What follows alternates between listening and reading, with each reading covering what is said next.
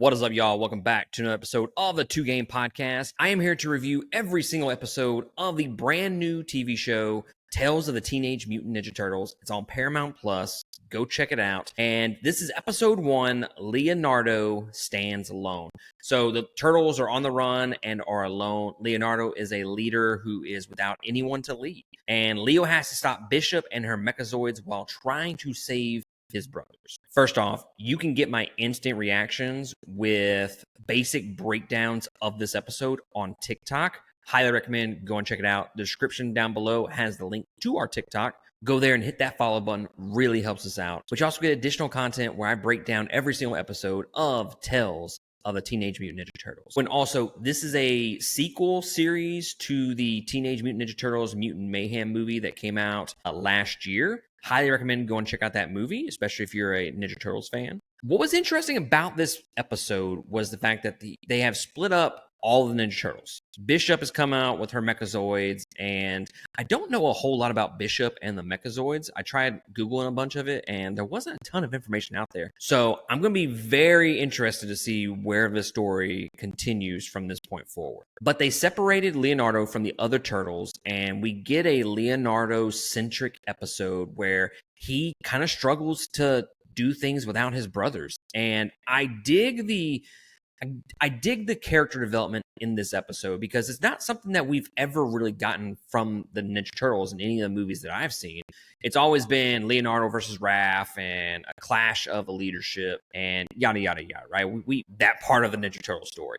But we've never actually really gotten him separated from the group, and he doesn't know how to interact with people. He doesn't know how to fight villains and so on and so forth without his brothers. He doesn't know how to carry on with his life without them there because that's his thing. He's supposed to lead. So the whole episode is geared towards who does he lead when he has nobody with him to lead. So basically they get separated. He ends up fighting the Mechazoid, and I thought the combat was pretty good. I thought the humor was also pretty good the second time that I watched. I wasn't a huge fan of the humor the first time that I watched the episode, but the second time it hit a little bit better, I think.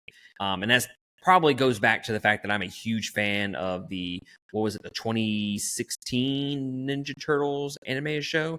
I think that is the best animated show from the Ninja Turtles, period. And I grew up with the OG animated series in the 90s. But I do like the humor in this. And again, the Turtles are actually teenagers in this series. So it's something we haven't really gotten before. They're usually a little bit older. So, of course, they're going to have a more of a immature humor about them. And I dig it. It's something different. But I dig the fight choreography, the action sequences in this particular episode. And the stuff between him and April O'Neil was actually pretty good. You know, she was actually slapping some sense into him throughout the back end of the episode. And I like the fact that it gave her something to do. She just wasn't a background character in this episode. But yeah, overall, loved how they kind of came full circle with his little arc for this episode where he kind of learns, hey, I can do things without my brothers. But then April kind of slaps some sense in him again, and she's like, yeah, you can, but you should definitely go find your brothers. And then the episode ends with him going on the run to find his brothers, with Bishop being shown at the end. And it looks to me like the other 3 turtles are separate from one another. They looked like they were in 3 different areas.